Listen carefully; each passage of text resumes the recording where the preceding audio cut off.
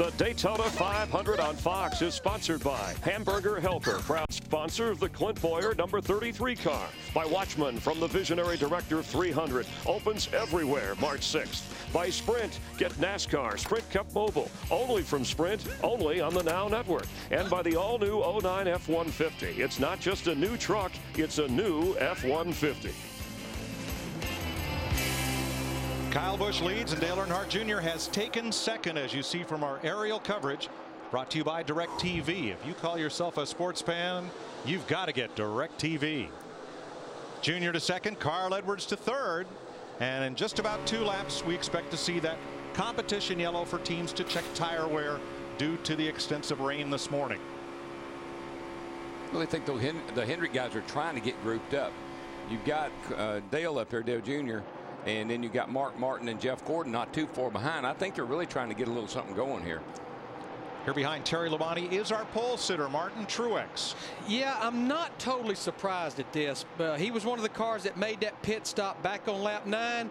We talked to him in yesterday's practice. He was not happy with that race car, and it's not performing very well right now here as we're approaching lap 24. Truex in the number 1, 34th driver in the history of the Daytona 500 to win the pole position. Now here's a guy on the move going the right way though. Tony Stewart, we talked about him in the pre-race. We talked about him at the start of the race in this 14 car. He started back in 37th position. He has made his way to the 14th spot, working toward the top 10. And remember, this guy drove for Joe Gibbs Racing for 10 years, 2 championships, 30-something wins, went off on his own to form Stewart-Haas Racing, and this is that backup car, but it's the car he ran in the Budweiser shootout last week. Since coming to Sprint Cup from the Indy Racing League, he's never had a car owner other than Joe Gibbs, and never had anybody on the pit box other than Greg Zipadelli until today. Yeah, he and Darian Grubb, I think that's a good combination. And I'm watching his car, Mike, Larry, and it looks good through the bumps. It's got the nose down and the front staying down. The back's hopping up a little bit, but the thing looks good through the bumps, and that's critical.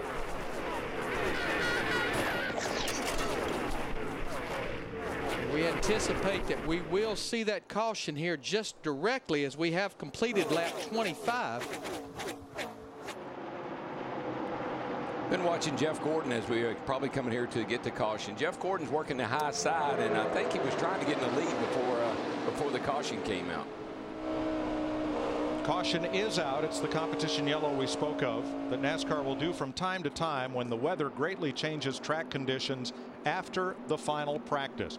Now look at the bottom of the racetrack, the double yellow line. That is new this year and only at Daytona and Talladega.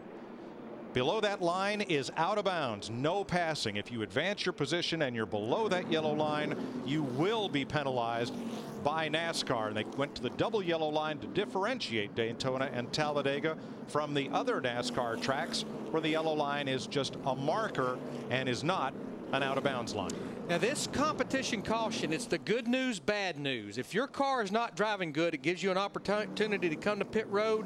It gives everyone an opportunity to look at their tires. But the bad news is 43 cars on pit road at one time, and that's going to be very congested.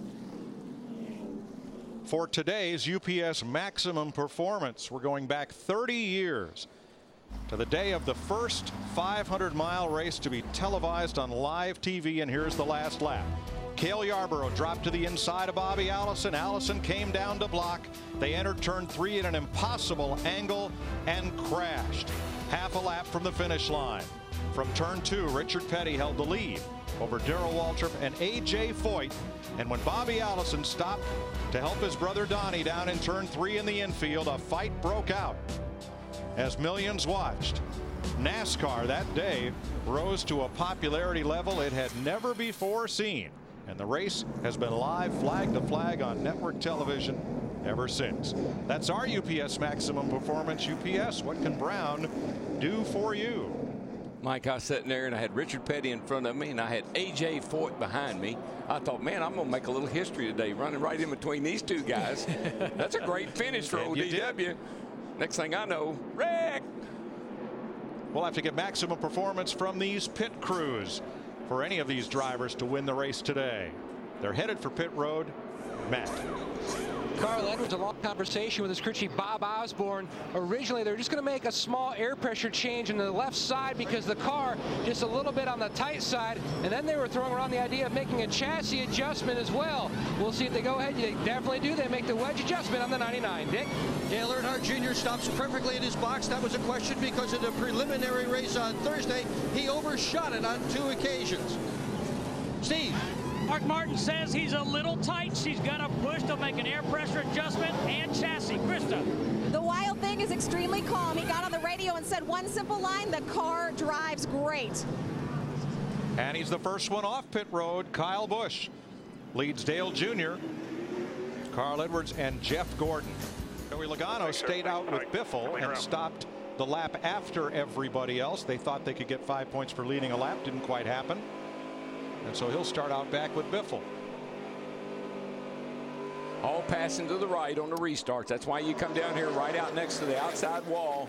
Don't want to leave any room for somebody to squeeze between you and that outside wall. But once you cross the start-finish line, then it's free-for-all. Game on. Game on.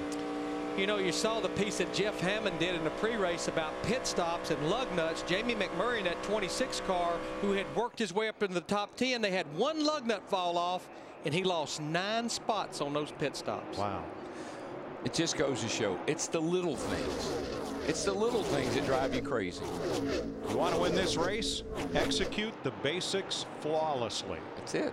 And then, as Richard Petty often said, circumstances will dictate the outcome. I mean, the competition on pit road is about as keen or tougher than the competition on the racetrack. Same thing happened to Denny Hamlin in the 11 car on that stop. Yeah, I really hope they don't ever go to this deal where they think they're going to limit things that you can do. I like the pit stops the way they are, and I know the fans do too. They love to see the cars in the pits. You know what else the fans love?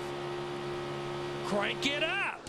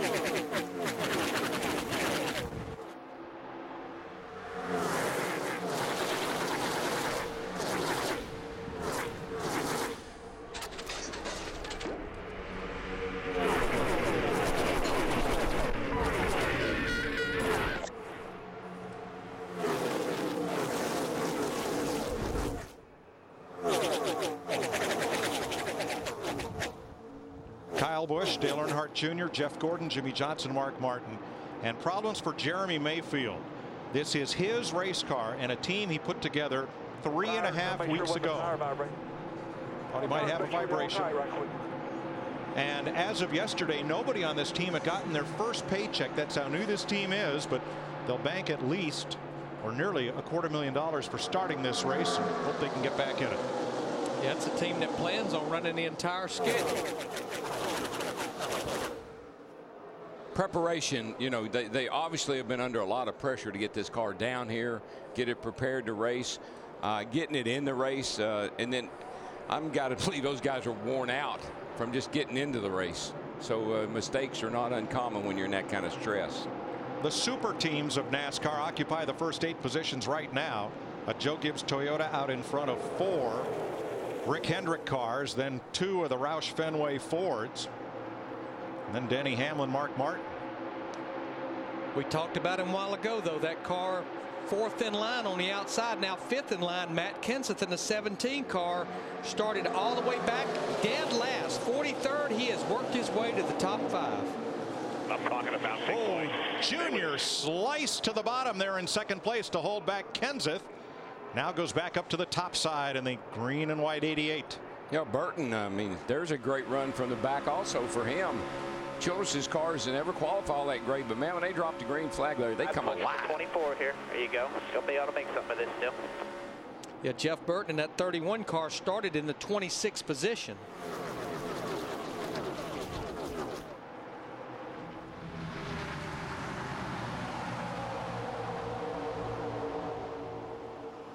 You come down here so many times, Larry, you know this. So many preliminary events, so much time on the racetrack that sometimes by the time you get ready to run the 500, you're exhausted. That's exactly right. You've lost your fire. Somebody needs to, you know, light it back up for you.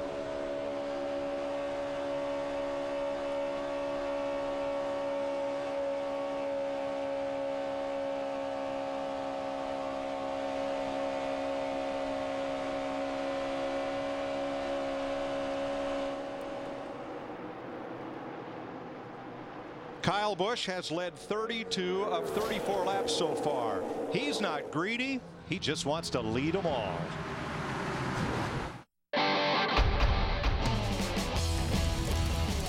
Stay tuned for more NASCAR on Fox.